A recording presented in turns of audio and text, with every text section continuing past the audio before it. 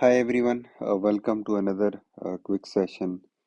In this session, we will discuss about application attacks and also injection vulnerabilities. Um, so, application attacks exploit weaknesses in software design, coding, or validation to gain unauthorized access or execute malicious action. So let's understand common attack um, and types and how they compromise a system. So first one is buffer overflow. So buffer overflow occurs when an application receives more data than its buffer can handle, overwriting adjacent memory location. It can allow attacker to inject and execute malicious code in system memory. So, very famous example, Morris Worm 1988 exploited a buffer overflow to propagate. So, always associate with CISSP exam tip, it always associate with memory corruption and input validation failure. The second one is TOC time of check to time of use. It exploits race condition vulnerability occurs when there is a gap between validation of resource and its actual use. Attacker modify the resources between these two action. So, for example, attacker swaps a file after it's checked but before execution. So, important thing. So, backdoors, hidden entry point intentionally or accidentally left by developers or attackers to bypass authentication. For example, hard-coded admin password in firmware or legacy code. So check for backdoor during code review and penetration testing. Privilege escalation. Attackers gains higher level privileges. For example, user get admin root access. For example, OS exploit granting admin rights. So CISSP exam tip often combined with rootkit for persistence. Two types, vertical escalation, higher level where a privilege gain, and horizontal escalation, accessing another user resource at the same level.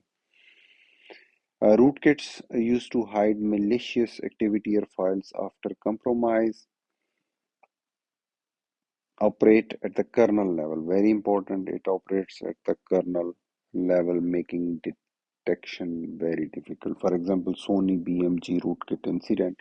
So rootkit often follow a privilege escalation to maintain stealth. So buffer overflow overrides memory. TOC race condition files swap after check. Backdoor hidden entry. Privileger escalation, higher privileges, rootkits hides presence. So buffer exam tip buffer overflows, memory corruption, TOC race condition, and privilege escalation persistent often with rootkit. So the next topic is injection vulnerability. Injection vulnerability occurs when an application fails to validate user input and sends it directly to an interpreter or database. Attacker can inject malicious code or commands to alter system behaviors or extract data. So, types, impacts, and defenses. That is mainly CISSP exam focus. So, first is SQL injection. Attacker insert malicious SQL commands into input fields to manipulate a database. For example, input this one or uh, comma 1 is equal to comma 1 bypass log and authentication. Defense parameterized parameterized queries, prepared statement, input validation, least privilege for database accounts. So SQL, one of the OWASP top 10 application threats. Code injection attacker inserts uh, code injection attacker inserts malicious code like JavaScript, PHP, or Python into an application for execution. For example, injecting malicious PHP code into web form. Again, defense input sanitization, secure coding, whitelisting inputs, right? So then is command injection, the last one. Command injection attacker forces the application to execute system level commands on the host OS. For example, entering rm-rf in a Linux file, detect, delete system files, defense input validation, least privileges for execution, avoid shell calls in code. So again, exempt SQL injection most tested OWASP top 10 targets, database parameterized queries, input validation, best defense, command injection target the host, not the DB.